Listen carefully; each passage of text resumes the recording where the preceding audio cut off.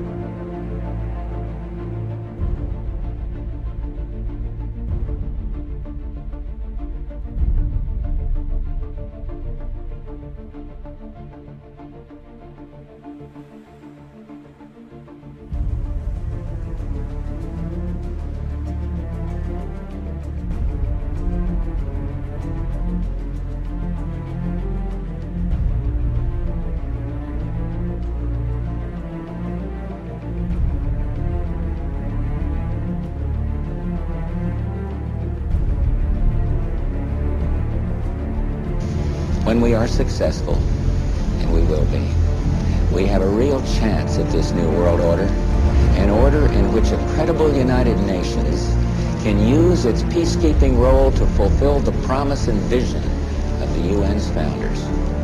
When we are successful, and we will be. When we are successful, and we will be, and we will be, and we will be, we have a real chance at this new world order, an order in which a credible United Nations can use its peacekeeping role to fulfill the promise and vision of the UN's founders.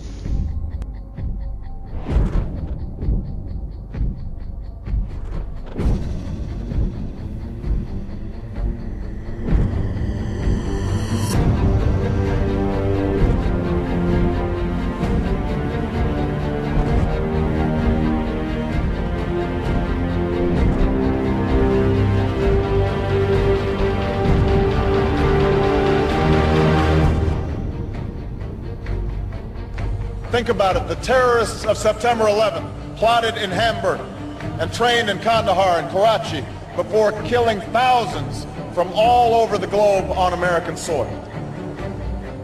As we speak, cars in Boston and factories in Beijing are melting the ice caps in the Arctic, shrinking coastlines in the Atlantic, and bringing drought to farms from Kansas to Kenya. Poorly secured nuclear material in the former Soviet Union, or secrets from a scientist in Pakistan, could help build a bomb that detonates in Paris.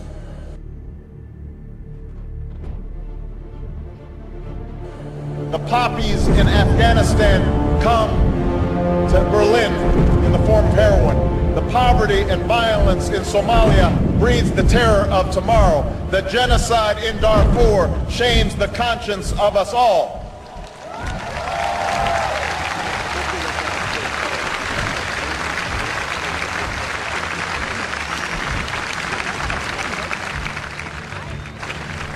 In this new world, such dangerous currents have swept along faster than our efforts to contain them. And that is why we cannot afford to be divided. No one nation, no matter how large or powerful, can defeat such challenges alone. None of us can deny these threats or escape responsibility in meeting them. Yes, there have been differences between America and Europe. No doubt there will be differences in the future. But the burdens of global citizenship continue to bind us together. The change of leadership in Washington will not lift this burden. In this new century, Americans and Europeans alike will be required to do more, not less. Partnership and cooperation among nations is not a choice. It is the only way, the one way, to protect our common security and advance our common humanity.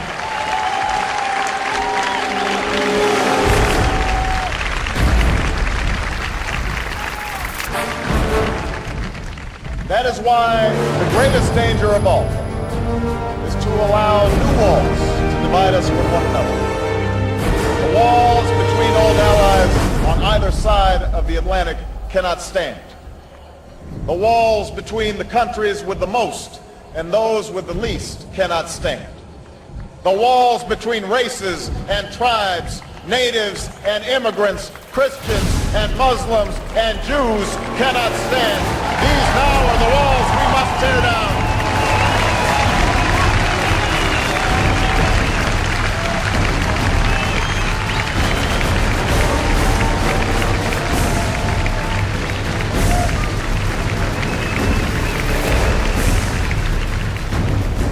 The UN estimates 37 countries face a food crisis and the possibility of serious social unrest because of food shortages. Mark Phillips now with this report from Cairo, Egypt. If there's an early warning alarm for the consequences of the great food crisis of 2008, the desperate breadlines of Cairo may be it. Here, every day is a scramble for the cheap government-subsidized loaves that can be the difference between eating or starving for the country's poor, which in Egypt is roughly half the country. How many piastres? 5 Egyptian piastres, about 1 cent a loaf. For the 40 million people who live on around $2 a day here, this cheap bread has become even more crucial as other foodstuffs have become more expensive. There is very special relationship between the Egyptian and the bread. Even we call it aish. Aish is life. And life has become a lot more difficult as the world price of flour has almost doubled. In a country that has to import more than half the wheat it needs, flour has started to look like gold dust. The subsidized loaves have become scarcer, the lines have become longer. Which is being actually carried out right now, is to create conflict, to create wars. And through the creation of wars, several things happen. First of all, the companies which manufacture the missiles, the guns, the bullets, the uniforms, and all of the paraphernalia to do with warfare, all make huge profits. Secondly, there is a culling of the male population. Since the 1950s, we've had several reports from think tanks that feed information into the European Union, the British government, and also the American government, which are recommending depopulation. And there is several plans which we believe have been put in motion right now. And obviously war is one way of depopulating the planet.